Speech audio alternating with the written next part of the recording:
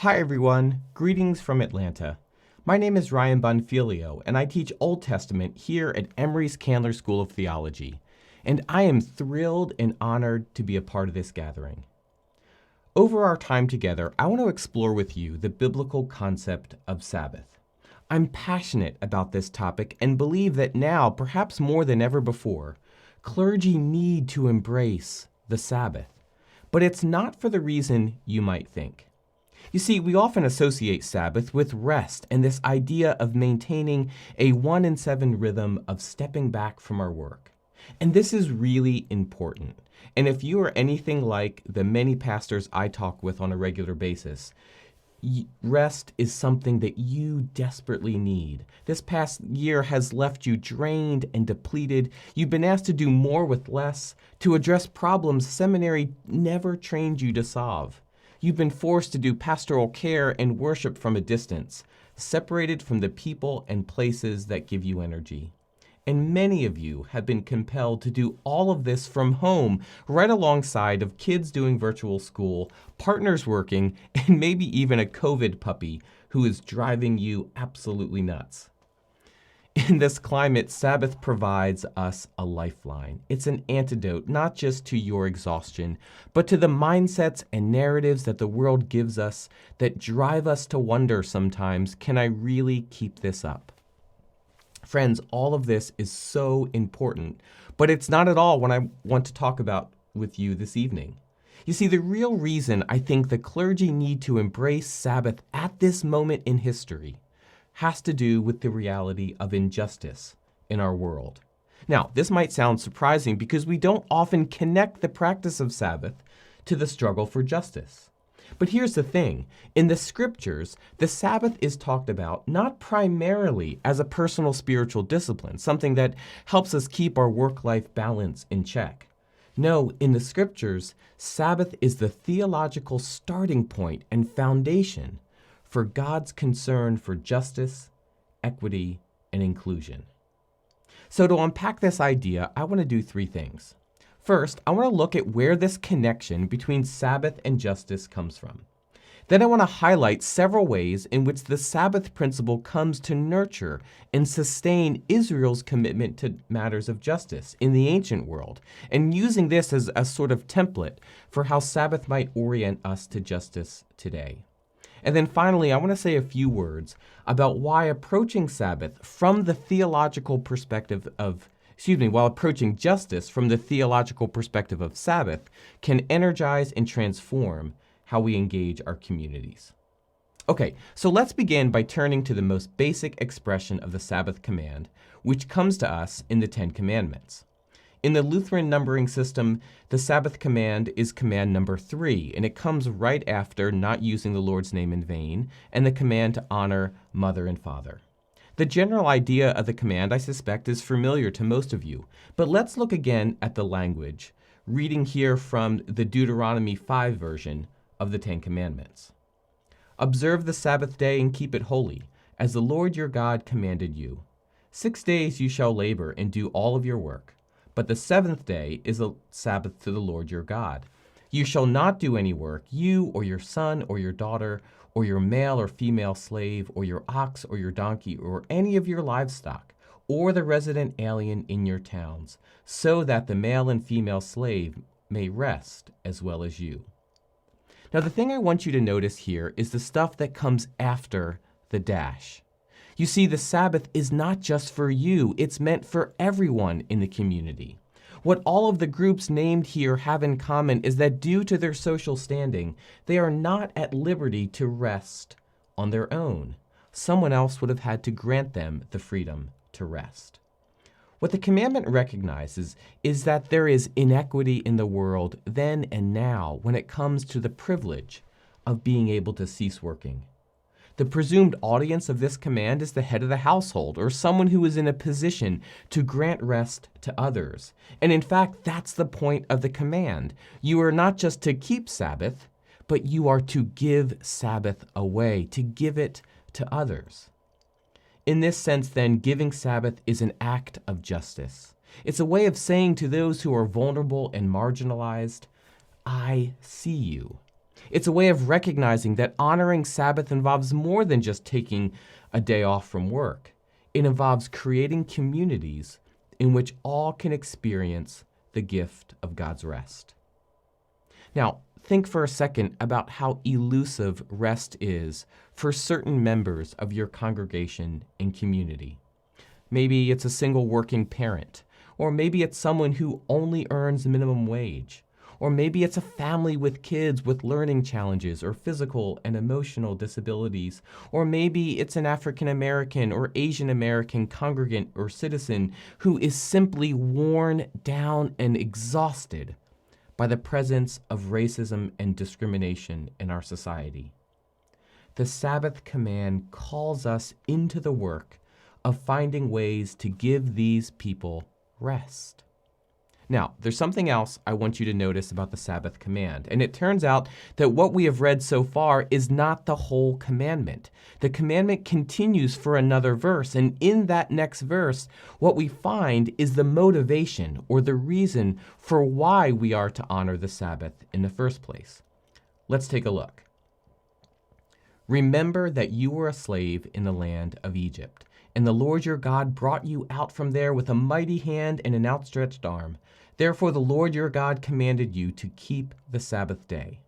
Now, why connect the Sabbath to the experience of slavery in Egypt? Well, at one level, it was during this period that all of Israel was in the position of not being at liberty to rest themselves. As slaves for Pharaoh, they faced relentless and brutalizing work.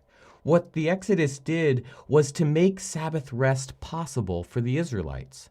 To remember the Exodus is thus to remember that a life of unending work is not what God intended for the Israelites or for anyone, including ELCA pastors.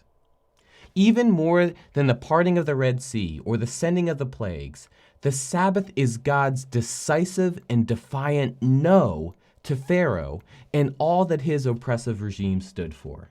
Dehumanizing work, the commodification of bodies, the oppression of many for the sake of the few.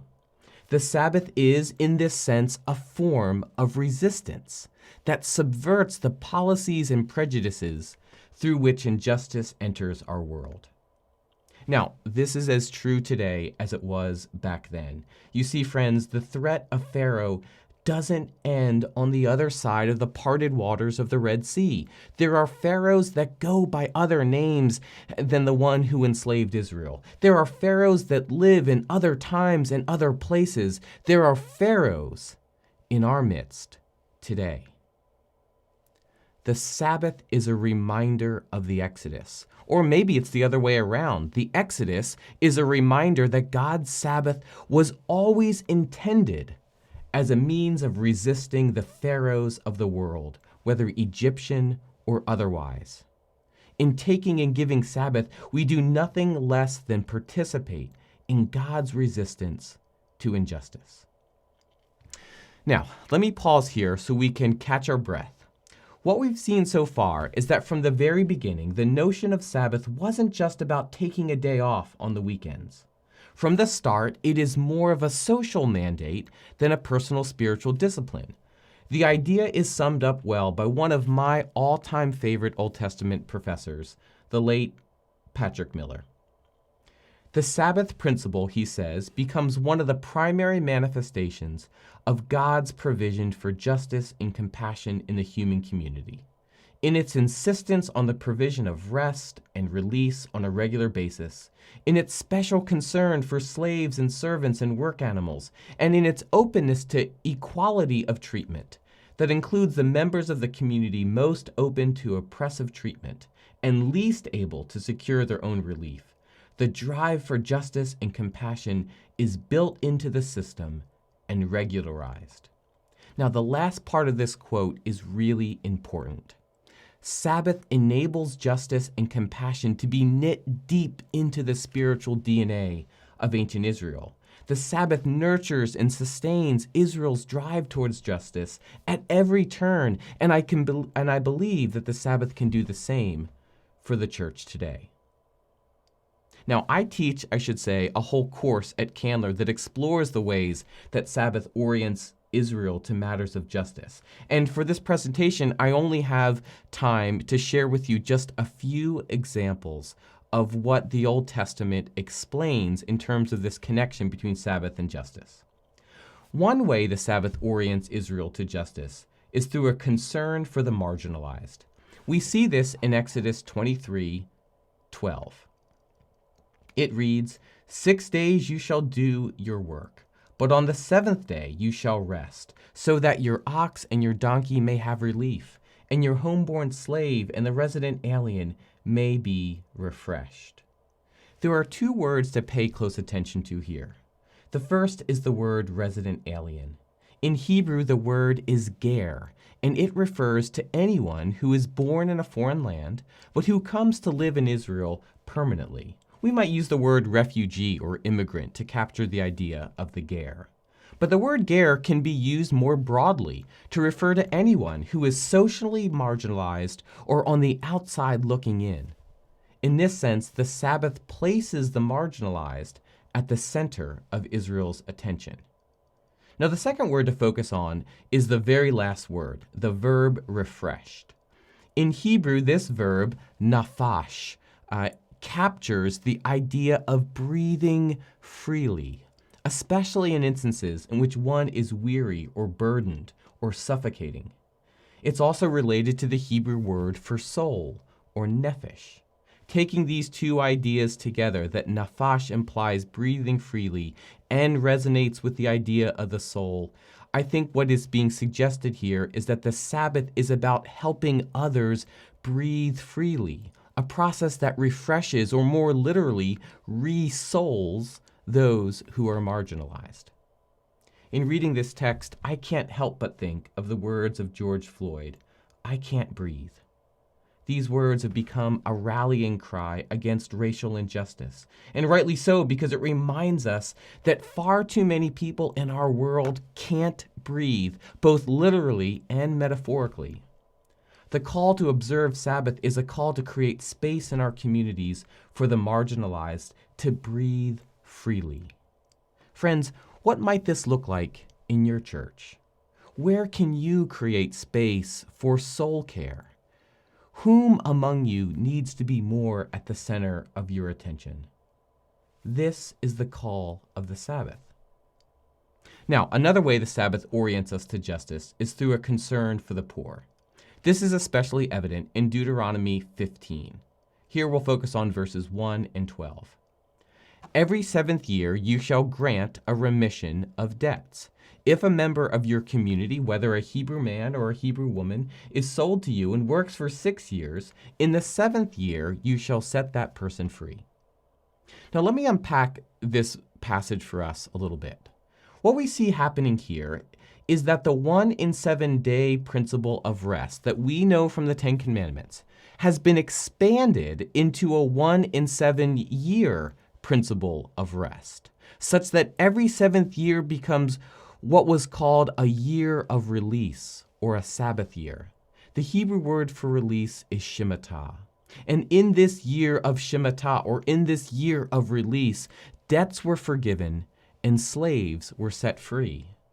In the context of ancient Israel, these acts constituted a radical response to the problem of systemic poverty. You see, in the ancient world, almost everyone was a farmer who worked a small plot of land just big enough to sustain their extended family. Now, in the event of a drought or a famine, one couldn't simply go down the road to the local Kroger or Whole Foods. You would be forced to take out a loan so that you could buy the supplies you needed. And if all went well, the crop would be plentiful enough the next year such that you had enough to live on and enough to liquidate some of the surplus and pay off your loan. But if it wasn't, or worse still, if you had to take out another loan because of another famine, you would descend further and further into debt. Eventually, you would have to work for free as a slave on your creditor's fields to pay off what you owed. So with this in mind, by forgiving debts and freeing slaves, the Sabbath year, the year of release, economically empowers those experiencing poverty. It creates opportunity and agency. It levels the playing field. What we are seeing in Deuteronomy 15 is a theologically motivated form of social welfare that recognizes that communities simply cannot flourish and cannot be whole until economic conditions are addressed. Friends, this is something that civil rights leaders have recognized long ago. The context of Martin Luther King Jr.'s famous I Had a Dream speech was a march for jobs and freedom. What was true then is true now. We will never fully experience racial healing until we begin to address the economic inequities in our country. What does it look like for your community to stand with the poor? Are soup kitchens and food pantries really enough? How do we begin to work towards relief strategies that address the cause of poverty and not just its outward symptoms?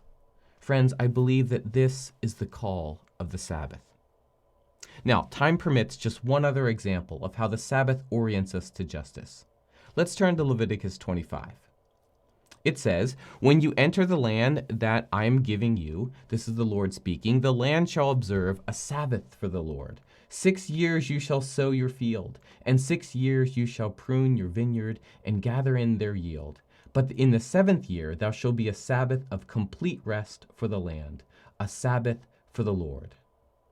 Now, much like Deuteronomy 15, this passage focuses on that 1 in 7 year of release, or the Sabbath year. What we learn here is that in this year, not only are debts forgiven, not only are slaves freed, but the land itself is given rest. Now, why would the land need rest? Well, any farmer knows that it's just good agricultural practice to let fields lie fallow every several years so that the soil doesn't become depleted from vital nutrients. And that's definitely part of what we see happening in Leviticus 25. But I think there is something more going on as well. From Genesis 2, the first humans were meant to live in harmony with the land. They were given the land as a gift and were called to till it and keep it. The words in Hebrew for till and keep are words that more commonly find their home in worship settings. And in those contexts, those words mean something closer to serve and to minister.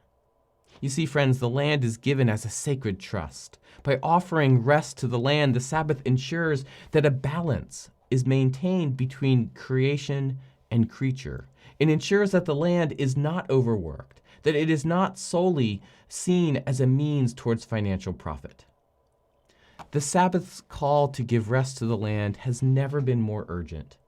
We've seen this graphically during the pandemic. With air and ground travel decreased, cities have seen substantial reductions in pollution and CO2 emissions. The pandemic, in a certain way, has been a forced Sabbath. But most scientists predict that what has been gained will quickly be lost when the pandemic is over and things return to normal in terms of travel and transportation. Friends, what does it mean for the church to stand for justice when it comes to the environment and to the earth? What does it look like for your community to take up practices that give rest to the land and set limits on how much we produce and consume? This, too, is the call of the Sabbath. What we have seen so far only begins to scratch the surface of how the Sabbath orients Israel, and belatedly us today, to matters of justice. As a way of bringing things to a close, let me offer a few words about what difference it might make if we started talking about justice in terms of Sabbath. How might doing so energize and empower our work in our witness today? Well, I see 3 distinct advantages of doing so, each of which address challenges the church faces with respect to justice. The first challenge is what is often referred to as social justice fatigue. Social justice fatigue refers to the physical, mental, and even emotional toll incurred through advocating for social change.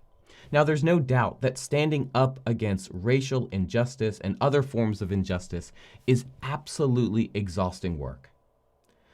But if we were being really honest, most predominantly white churches in which I participate in have only been advocating for racial justice in earnest since the murders of George Floyd and Breonna Taylor.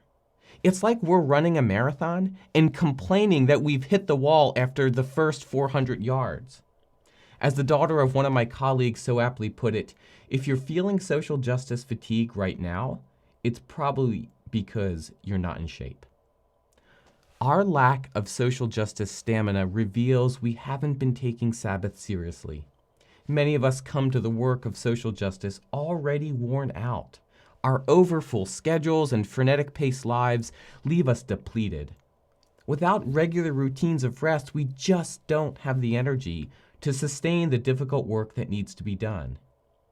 And so I believe that if we want to be invested in the work of justice for the long haul, we have to become leaders who take the Sabbath seriously, not just for the sake of our own work-life balance, but for the sake of the healing of the world.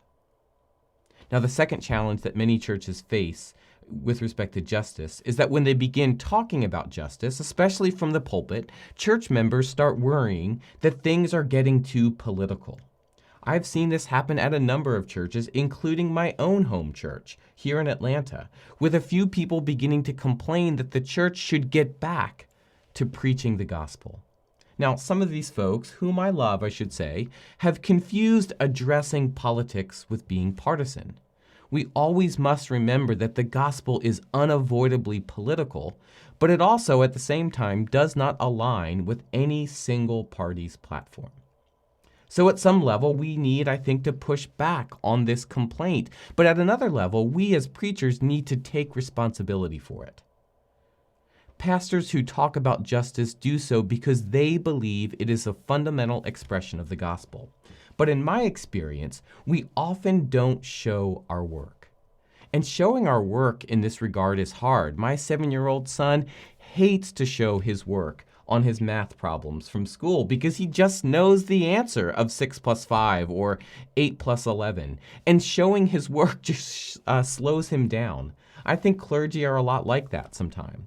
But if we want to mobilize a larger portion of the church to engage justice, we have to show our work. We have to show how biblical and theological principles align with and compel us to pursue justice, and how justice is connected to the gospel. And I think this is where the Sabbath is really helpful. For more than anything else in Scripture, the idea of Sabbath is what tethers the work of justice to the gospel. Consider Luke 4, where Jesus gives his first public sermon in his hometown synagogue in Nazareth. The text he chooses to preach from is from Isaiah 61, which reads like this: "The Spirit of the Lord is upon me, because he has anointed me to bring good news to the poor. He has sent me to proclaim release to the captives and recovery of the sight to the blind, to let the oppressed go free, to proclaim the year of the Lord's favor." Friends, this is a Sabbath text. The phrase, "the year of the Lord's favor," is the common way the Sabbath year is referred to in the Old Testament. And plus, we've already seen how the Sabbath is connected to caring for the poor, the captives, and the oppressed. Jesus is framing here his whole ministry as an embodied expression of God's Sabbath. In fact, Jesus says that he has been anointed to do this very thing. The Greek word for anointed is akrisein, which is the verbal form of the word Christ. In other words, Jesus has been made the Christ or the Messiah in order to bring Sabbath justice to the world. For Jesus, the connection between sharing the gospel and practicing justice is intrinsic. And from the start of his ministry, he shows his work. I think the same needs to be more and more true for each of us. Now, finally, the third challenge that many churches face with regard to justice is that they often approach it as a niche ministry or a special program. It's something we do for a while, but it's not something that is integral to our spiritual identity. And here is where we have a lot to learn from our Jewish brothers and sisters with regard to the Sabbath. Throughout history, Sabbath has been the most significant and enduring marker of what it means to be a follower of Yahweh. The practice went with Israel through the wilderness wanderings. The Sabbath practice went with them into the Promised Land and later into exile. And it went with Israel through the time of Jesus and into the diaspora. The Sabbath even went with Israel into the horrors of Auschwitz and Treblinka. Where have we as a church located our spiritual identity? Over the years, the spiritual identity of the church has gotten tied up in a lot of things, like empire, the Crusades, the Enlightenment, manifest destiny, capitalism, the American dream. Friends, I'm afraid we have exchanged the call to radical gospel-centered justice ministry for an identity that is often more American, white, upper middle class than it is biblical. We have opted to issue public statements instead of getting involved in what the late senator from my home district, John Lewis, called good trouble. At a crucial moment in church history, we have often focused more on institutional preservation than on embracing our calling to be God's instruments for healing in this world. Friends, we need to find our spiritual compass. We need to reclaim our call to resist the perspectives, narratives, and systems of our world that create conditions in which injustice can thrive. We need clergy and churches who pursue justice, not as a special interest program, but as part of their missional identity. We need to rediscover the Sabbath, perhaps now more than ever before, as a mode of resistance and as a means for embracing justice. May this be so for you and your congregations, and I hope and pray that you might come to embrace this idea of Sabbath more fully, and that it might transform how you pursue justice in your church and your community.